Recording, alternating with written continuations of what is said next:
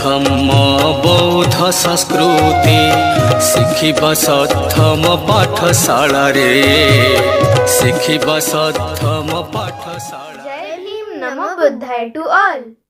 Honorable Bhantes, Principal, respected elders, and our affectionate brothers and sisters.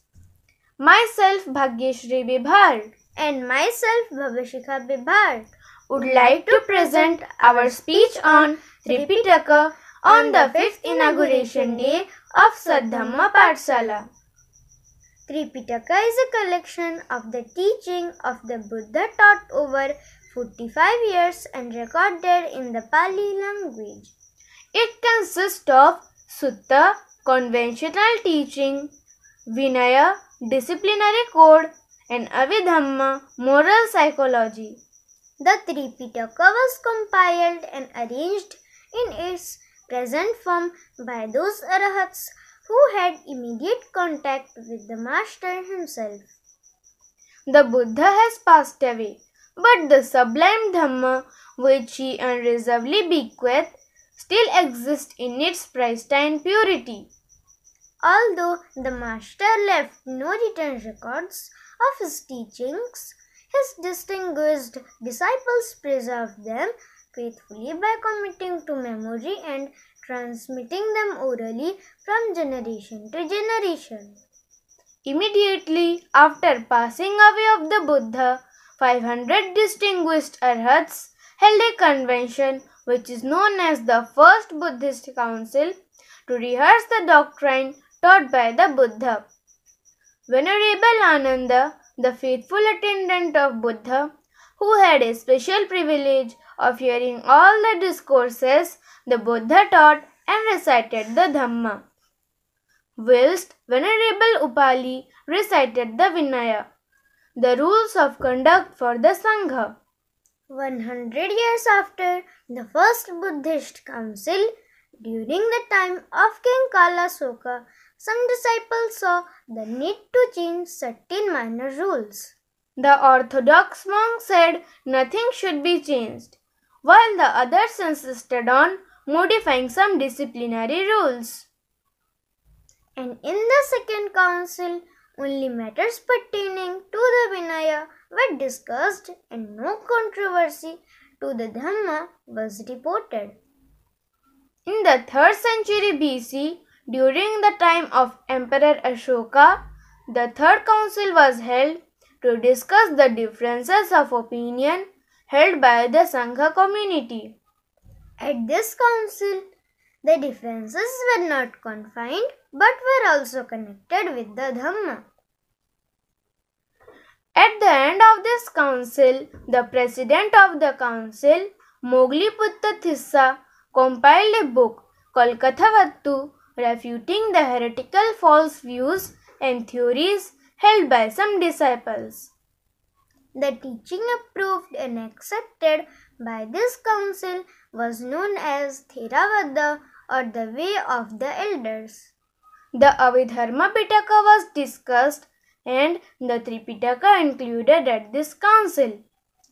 The 4th council was held in Sri Lanka in 80 BC under the patronage of the pious king Vattagamini Abhaya. It was at this time in Sri Lanka that the Tripitaka was committed to writing for the first time in the world. It must be emphasized that while the writings were continued, the basic tradition has always remained oral. Every aspect of the teaching are maintained and venerated in the memory rather than in the written record. That is why the disciples were known as Sravaka, the listeners. By reciting and listening, they maintained the teaching in oral tradition for over 2500 years. The Tripitaka consists of 3 sections. They are the Discipline, Vinaya Pitaka, the Discourse, Sutta Pitaka, and the Absolute Doctrine, Abhidhamma Pitaka.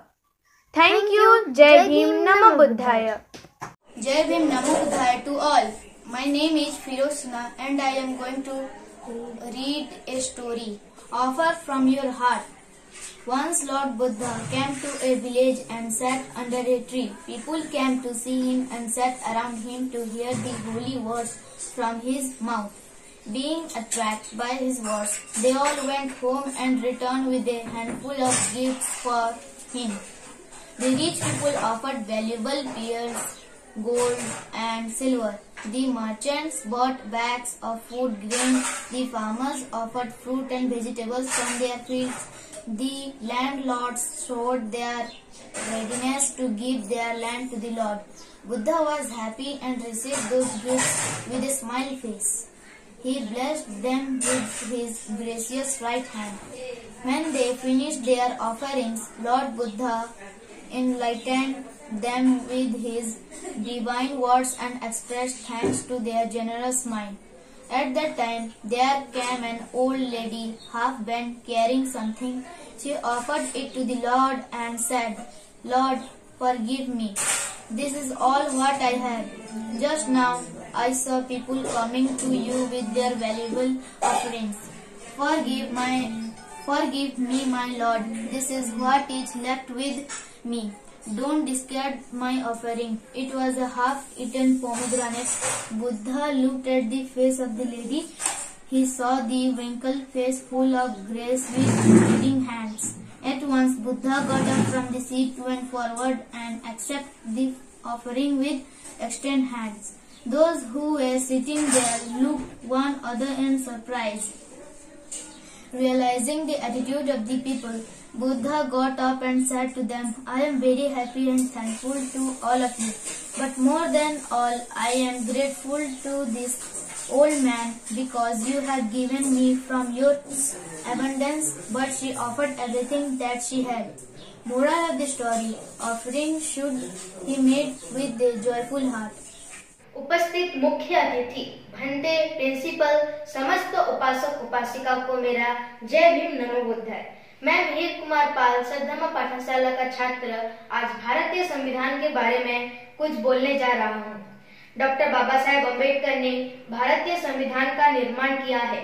26 नवंबर 1949 को भारतीय संविधान स्वीकृत किया गया और 26 जनवरी 1950 को लागू हुआ।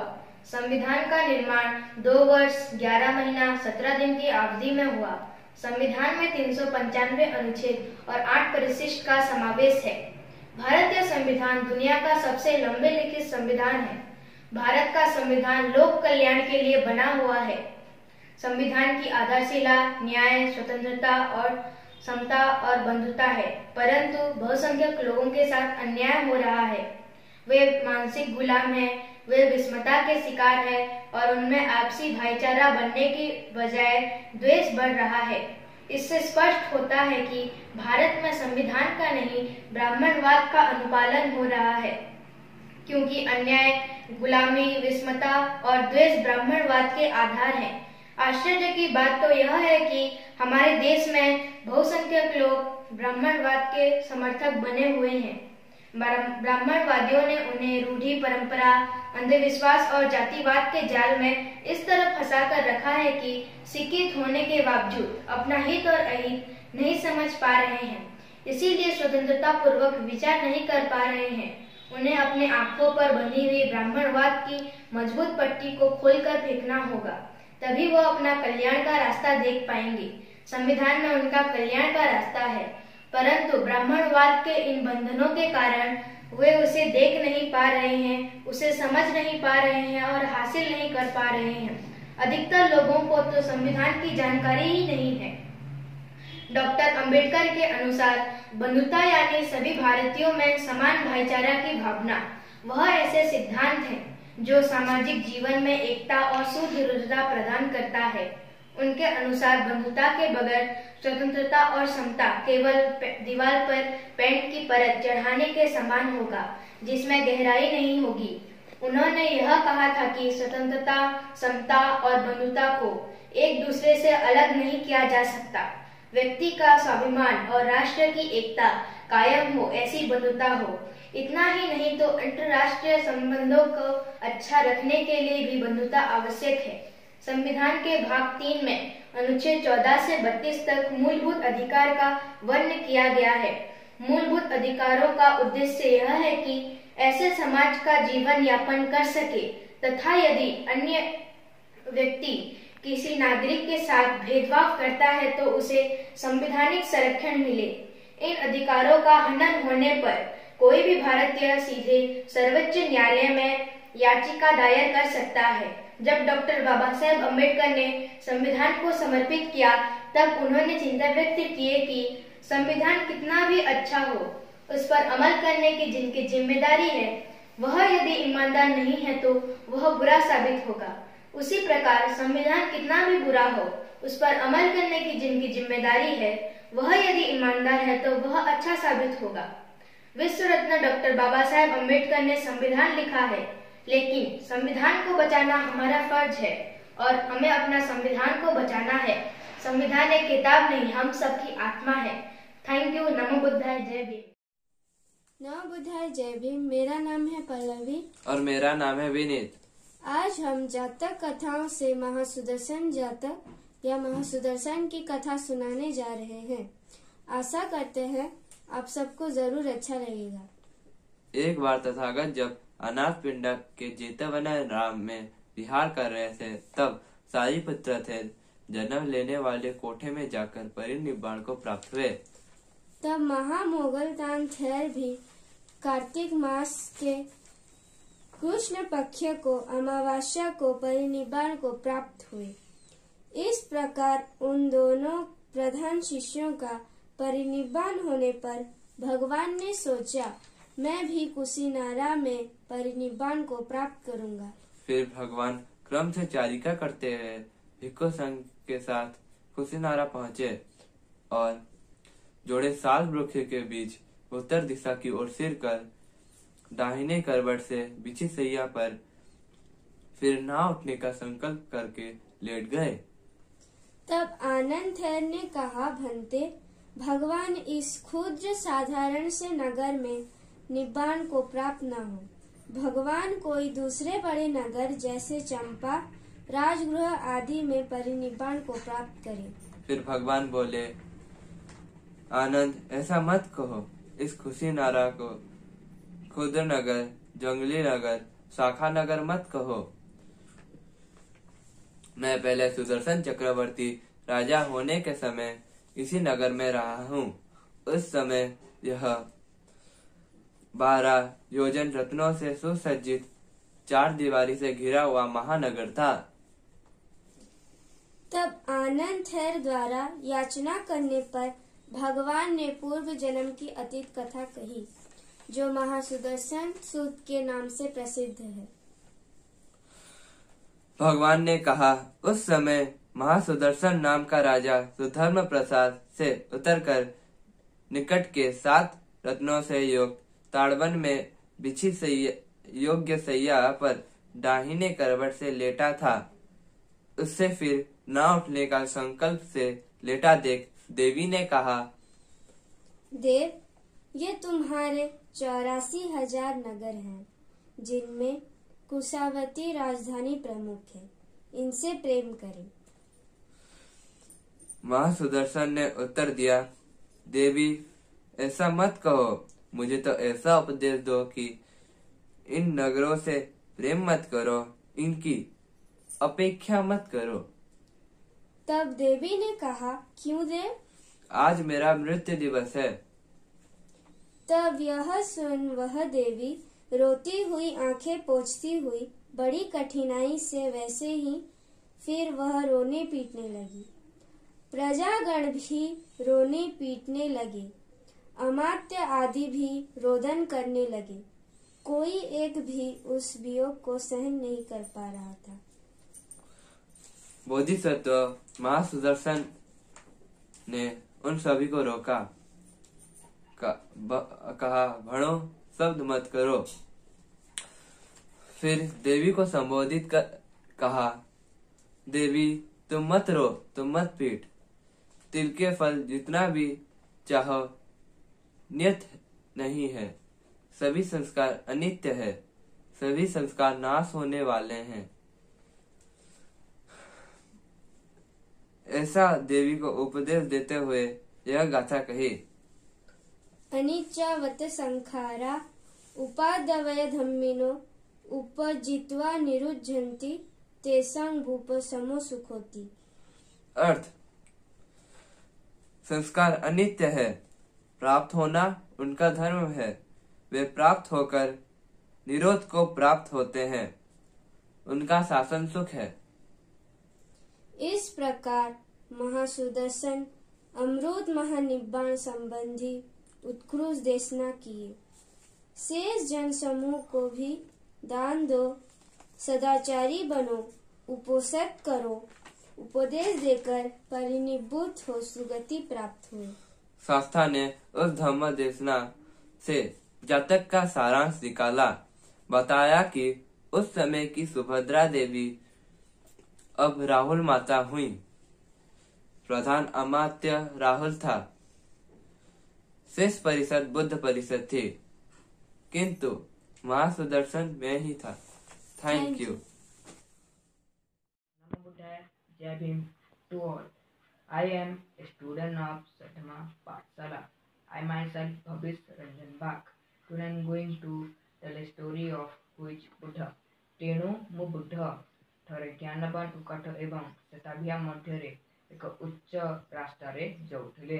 ଦ୍ରୋଣ ନାମକ ଜଣେ ବ୍ରାହ୍ମଣ ମଧ୍ୟ ସେହି ରାସ୍ତାରେ ଯାଉଥିଲା। ବ୍ରାହ୍ମଣ ଜଣ ଜ୍ଞାନପ୍ରାପ୍ତ ବ୍ୟକ୍ତିଙ୍କ ପାଦ ଚିହ୍ନ ଦେଖିଲେ ହଜାରେ ପକେଟ ଚକ ସହିତ ଚିହ୍ନିତ ସମସ୍ତେ ଚୂଡ଼ାନ୍ତ ଏବଂ ହବ ହୋଇଗଲେ। ସେମାନଙ୍କୁ ଦେଖିବା ପରେ ତାଙ୍କ ପ୍ରତି ଘଟିଲା ଯେ ପାଦ ଚିହ୍ନ ନିଶ୍ଚିତ ଭାବରେ ମନୁଷ୍ୟ ଦ୍ୱାରା ତିଆରି ହୁଏ ନାହିଁ। ତାପରେ ସେ ପାଦ ଚିହ୍ନ ଅନୁସରଣ କରିବା ଆରମ୍ଭ କଲେ। କିଛି ସମୟ ପରେ ବ୍ରାହ୍ମଣ ଦେଖିଲେ ଜ୍ଞାନବାନ ଜଣଙ୍କ ସହିତ ବସିଛନ୍ତି। ଗୋଡ଼ ଏକ ନିର୍ଦ୍ଦିଷ୍ଟ ଗଛ ତଳେ ଅତିକ୍ରମ କଲା ଜ୍ଞାନପ୍ରାପ୍ତ ବ୍ୟକ୍ତି ତାଙ୍କ ସୁଖଦ ପ୍ରେରଣାଦାୟକ ଶାନ୍ତିପୂର୍ଣ୍ଣ ଶାନ୍ତ ମନ ପରି ଦେଖାଗଲା। ସର୍ବୋଚ୍ଚ ପ୍ରତିବନ୍ଧକ ଏବଂ ମାନସିକ ସ୍ଥିରତା ହାସିଲ କଲେ, ତ୍ୟାନ ହୋଇଗଲେ। ଇନ୍ଦ୍ରିୟ ଗୁଡ଼ିକ ଦ୍ୱାରା ଗଠିତ ଏବଂ ନାଗ ପରି ଜ୍ଞାନପ୍ରାପ୍ତ ବ୍ୟକ୍ତିଙ୍କୁ ଦେଖି ସେ ତାଙ୍କ ନିକଟକୁ ଆସି ସେଠାରେ ଏକ ସଂଳାପ ଆରମ୍ଭ ହେଲା। ଦ୍ରୋଣ କହିଲେ, ହେ ମହାତ୍ମା, ଆପଣ ତ ଦେବ ପରି ଲାଗୁଛନ୍ତି। ବୁଦ୍ଧ କହିଲେ, ନା ଖୋ ଅହଂ ବ୍ରାହ୍ମଣ ଦେବୋ ଭବିଷ୍ୟାମି। ନା ବ୍ରାହ୍ମଣ, ମୁଁ ଦେବ ନୁହେଁ କି ଦେବ ହେବାର ନାହିଁ। ଦ୍ରୋଣ ଗନ୍ଧର୍ବୋ ନ ଭବଂ ଭବିଷ୍ୟାମି। ହେ ମହାତ୍ମା, ଆପଣ ଗନ୍ଧର୍ବ ପରି ଲାଗୁଛନ୍ତି। ବୁଦ୍ଧ, ନା ଖୋ ଅହଂ ବ୍ରାହ୍ମଣ ଗନ୍ଧର୍ବୋ ଭବିଷ୍ୟାମି। ନା ବ୍ରାହ୍ମଣ, ମୁଁ ଗନ୍ଧର୍ବ ନୁହେଁ କି ଗନ୍ଧର୍ବ ହେବାର ନାହିଁ। ଦ୍ରୋଣ ୟକ୍ଷୋ ନ ଭବଂ ଭବିଷ୍ୟାମି। ହେ ମହାତ୍ମା, ଆପଣ ଯକ୍ଷ ପରି ଲାଗୁଛନ୍ତି। ବୁଦ୍ଧ, ନା ଖୋ ଅହଂ ବ୍ରାହ୍ମଣ ୟକ୍ଷୋ ଭବିଷ୍ୟାମି। ନା ବ୍ରାହ୍ମଣ, ମୁଁ ଯକ୍ଷ ନୁହେଁ କି ଯକ୍ଷ ହେବାର ନାହିଁ। ଦ୍ରୋଣ ମନୁଷ୍ୟସୋ ମେ ଭବଂ ଭବିଷ୍ୟାମି। ହେ ମହାତ୍ମା, ଆପଣ ତ ମନୁଷ୍ୟ ପରି ଲାଗୁଛନ୍ତି। ବୁଦ୍ଧ, ନା ଖୋ ଅହଂ ବ୍ରାହ୍ମଣ ମନୁଷ୍ୟସୋ ଭବିଷ୍ୟାମି। ନା ବ୍ରାହ୍ମଣ, ମୁଁ ମନୁଷ୍ୟ ନୁହେଁ କି ମନୁଷ୍ୟ ହେବାର ନାହିଁ। ଦ୍ରୋଣ କିନ୍ନ ସାରାହି। ହେ ମହାତ୍ମା, ତେବେ ଆପଣ କିଏ? ବୁଦ୍ଧ, ଅଭିନନ୍ଦନ୍ ଅଭିନଟନ୍ ଭବେତ୍ତବନ୍ କ ଭବିତନ୍ ପହତବନ୍ ପହନନ୍ ମେ ତସ୍ମ ବୁଦ୍ଧିଜଂ ବ୍ରାହ୍ମଣ। ସୂତ ନିପାତ, ମୁଁ ତାହା ସବୁ ଜାଣେ ଯାହା ଜାଣିବା ଉଚିତ। ମୁଁ ଏପରି ହୋଇଛି ଯାହା ମୁଁ ହେବାକୁ ଚାହିଁଛି। ମୁଁ ସେସବୁ ତ୍ୟାଗ କରିଛି ଯାହା ତ୍ୟାଗ କରିବା ଉଚିତ। ଏଣୁ ହେ ବ୍ରାହ୍ମଣ, ମୁଁ ବୁଦ୍ଧ ଅଟେ। ଦ୍ରୋଣ ସୂତ, ୟନ୍ ଦେବୋପପତ୍ତି ଅସ୍ପ ଗନ୍ଧର୍ବୋ ଭବିହାଙ୍ଗମୋ यो सट्टं मनुष्यटं स अब्बजेत् तेमयहं असव खिन्न बुद्धस्त ବିନାଳିକଟ୍ଟା। ଦେବ ପରି ଜନ୍ମ ହେବା, ଗନ୍ଧର୍ବ ପରି ଆକାଶ ମାର୍ଗରେ ବୁଲିବା। ମୁଁ ସିଏ ଯିଏ ଏହି ଗନ୍ଧର୍ବ ସ୍ଥିତି ଏବଂ ମନୁଷ୍ୟର ସ୍ଥିତି। ମୁଁ ସେସବୁକୁ ଶେଷ କରୁଛି, ଦୂର କିଛି ଅନ୍ତ କରୁଛି। ବୁଦ୍ଧ କହିଲେ, ପୁଣ୍ଡରୀକଂ ଯଥା ଭଗତ୍ୟୋନ୍ନୋପାଲିପଂ ତେନୋପାଲିପଂ ମେ ଲୋକେନ ତସ୍ମା ବୁଦ୍ଧିଜଂ ବ୍ରାହ୍ମଣଟି। ଠିକ୍ ଠିକ୍ ସୁନ୍ଦର ପଦ୍ମ ଫୁଲ ପରି ଯିଏକି ପାଣିରୁ ଏବଂ ଦୁନିଆରୁ ଅଲଗା ହୋଇଯାଇଛି। ତେଣୁ हे ब्राह्मण ମୁଁ ବୁଦ୍ଧ ଅଟେ। ଧନ୍ୟବାଦ। Now Buddha to all. I myself Akanksha Pranashina, a student of Sadhma Pathshala. I am going to tell about Pragya and Sila. Pragya is necessary, but Sila is more necessary. Pragya without Sila is dangerous. Mere Pragya is also dangerous. Pragya is like a sword in the hand of a man.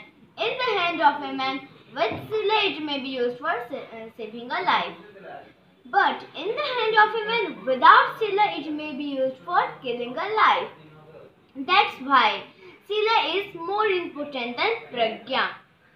Pragya is Vichar Dhamma, which compel you to thinking aright. Sila is Achar Dhamma, which compel you to acting aright. Lord Buddha prescribed 5 basic principles regarding Sila. One is relating to killing a life. Second is relating to stealing. Third is relating to sexual immorality. Fourth is relating to telling a lie. Fifth is relating to drinking. Thank you.